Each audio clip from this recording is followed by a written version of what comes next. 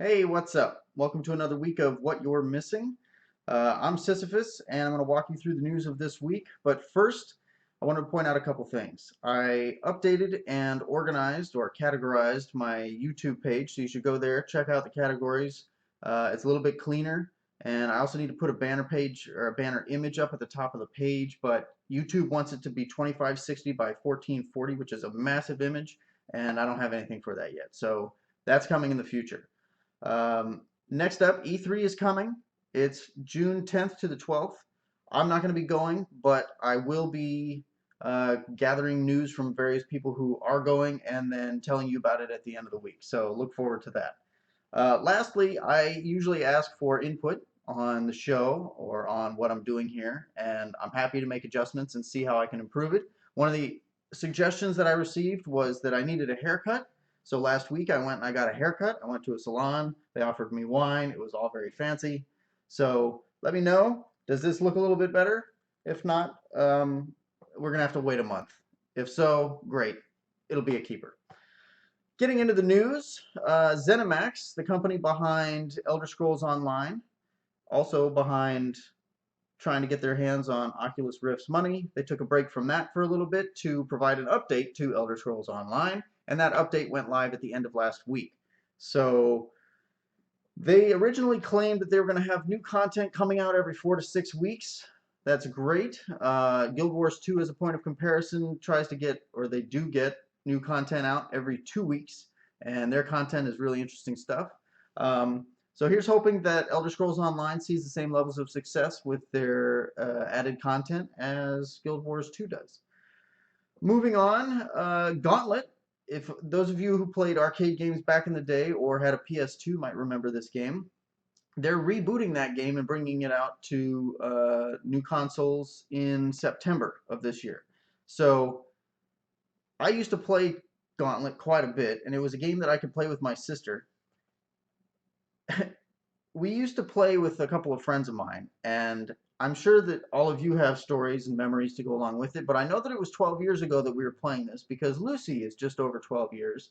And when she was a puppy, she went through a 2-week destructive period where she, well, destroyed everything.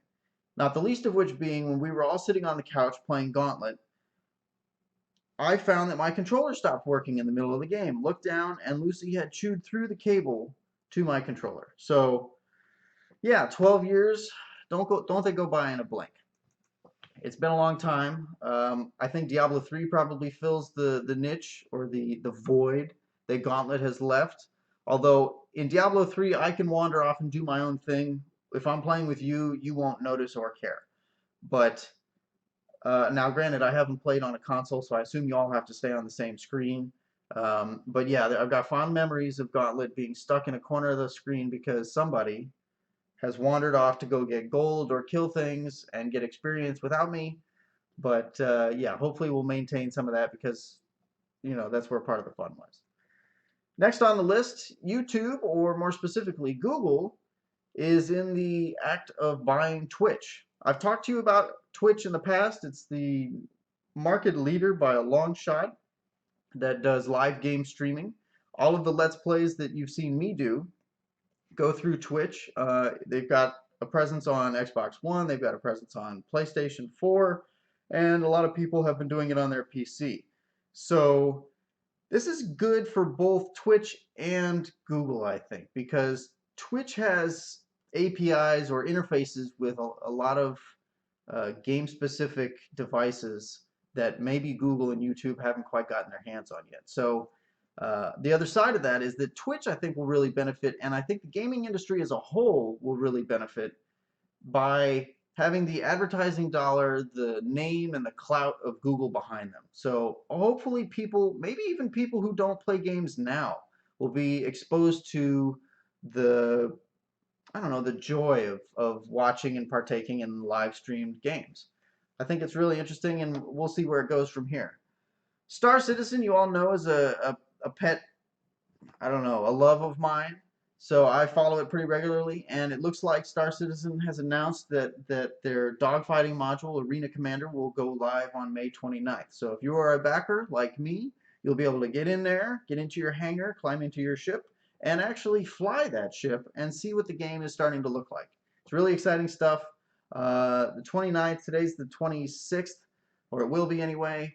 So I'll try to tell you next week what it's all about. I know you're really looking forward to hear about what sitting in a spaceship is like for me, but hey, that's what I'm here for. I'm willing to take these sacrifices so that you know.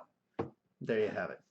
All right, so I'm going to get into a little bit about a game that I played last week, which is Child of Light. And I know that usually part 2 is about the games that I've played, but I just want to say this because of the whole Elliot Rogers debacle and the hashtag sensation of hashtag yes all women.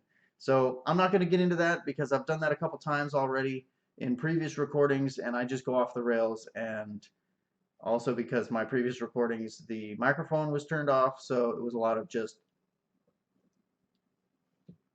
So we're going to do this time with a microphone, and I'm just going to leave it there. So go look on Twitter. Even if you're not on Twitter, go on to Google, look up # yes all women, all the same word.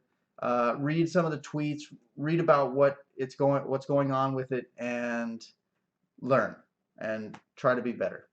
That said, Child of Light, I've been playing a bunch of over the last couple days, and I stopped in the middle of it and I noticed that I had 4 people in my party.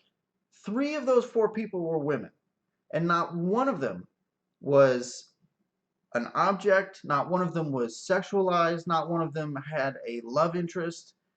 I mean, the fact that I find this noteworthy about a game really says something about the industry. Now, I know I've said it multiple times, and I know that there are a lot of people in a lot of places talking about sexism and the role of women in video games. And okay, I'm not going to get into all of that, but I'm just saying that this game is a great game in part because it doesn't blatantly do that. It either doesn't blatantly go down that path, or nor does it blatantly avoid it, right? So I just found myself with this party of kick-ass characters, some of which are warriors that are jesters, and some of them are support class characters, but all of them were serving this function in my team without being.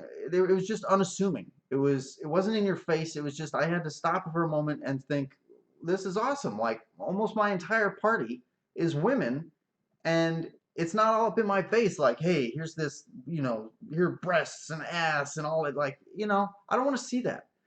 It's just really cool that they come across as adept and capable characters, and that they're people, and that they can, that the game itself operates well enough that, I don't know, that it's not an issue. So I've said it before, I'll say it again. Go out, buy Child of Light. It's $15.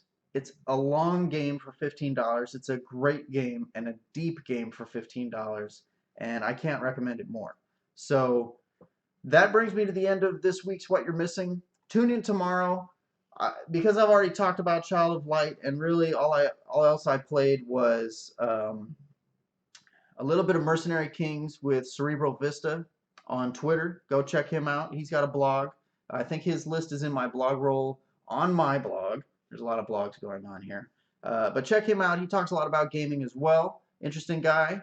Fun guy. And so yeah, so I played Mercenary Kings in Diablo 3, and because I've already talked about Child of Light, I'll talk about a show that I just started watching that a lot of you probably have already seen.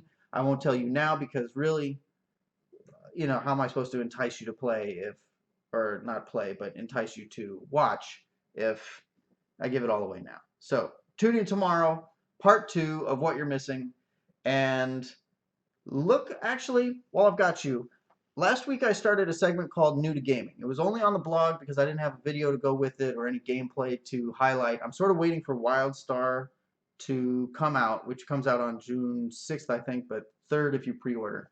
So I started talking about massively multiplayer online role-playing games and how I think those make for a good gateway into gaming for people who don't game at all. So I'm going to continue that this week and over the weeks to come.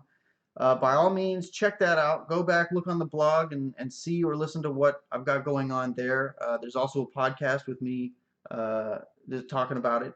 So look there, look on iTunes, subscribe to the blog, subscribe to the channel, and if you have any input or you want to get involved, by all means, let me know, and we'll get this puppy rolling. All right? I'll see you tomorrow.